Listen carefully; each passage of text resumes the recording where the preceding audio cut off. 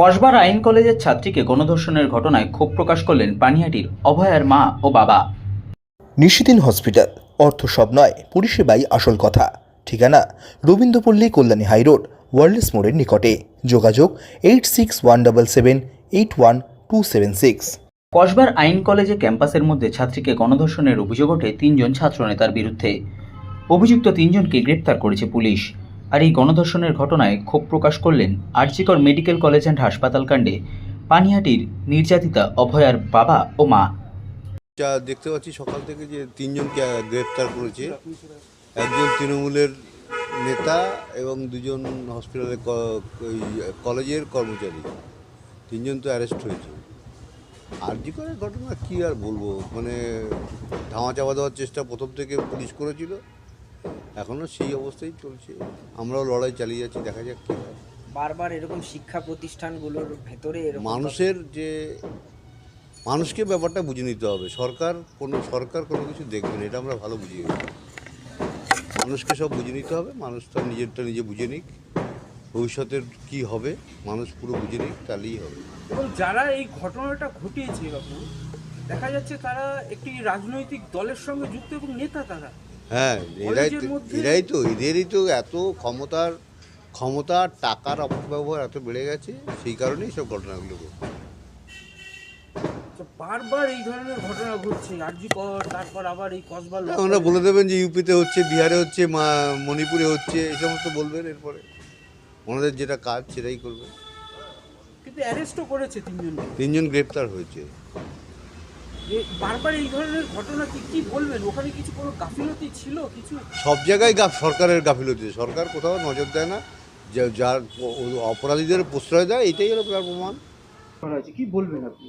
ঘটনা ঘটছে না, ঘটনাগুলো ঘটানো হচ্ছে।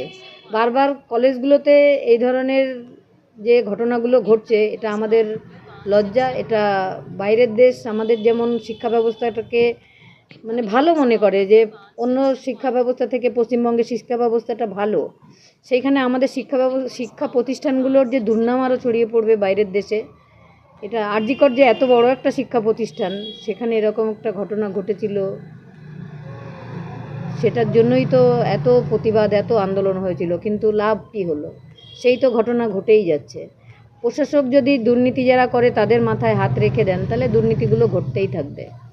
যারা বদমাস তারা কি ভেবেছে যে আমরা যাই করব শাসক দল আমাদের মাথায় আছে? সেটাই ভেবেছে, সেই জন্যই বারবার এই জিনিসটা হচ্ছে। এবং 3 জনকে অ্যারেস্টও করেছে, কি বলবেন? এবং তারা পলিটিক্যাল দলের সঙ্গে যুক্ত আছে এরকম, এবং হাত ধুয়ে ফেলছে তারা সরকার, যে আমাদের কেউ না, চিনি না। এটাই তো রীতি, এটাই রীতি, যেখানেই ধরা পড়ুক, ধরা পড়লে এটা আমি কোনো রাজনৈতিক রং হিসাবে বলবো না। যারা এই ধরনের অপরাধের সঙ্গে জড়িত তাদের দৃষ্টান্তমূলক শাস্তি দেওয়া উচিত।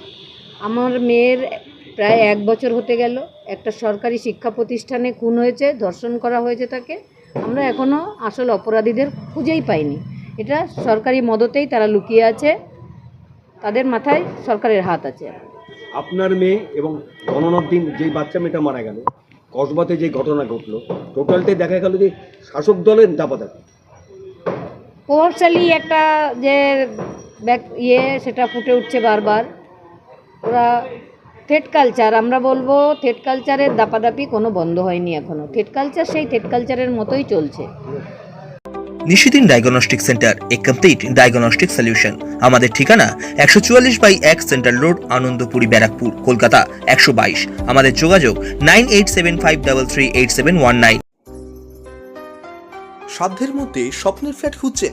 লাবণ্য গ্রুপের পক্ষ থেকে ব্যারাকপুর হরিসভা মন্দিরের নিকটে সোনাঝুরি আবাসন। থাকছে lift, top floor, set, 0% GST। এছাড়াও থাকছে ব্যাংক লোনের সুব্যবস্থা। ফ্ল্যাট বুকিং চলছে। আমাদের যোগাযোগ 7278200456।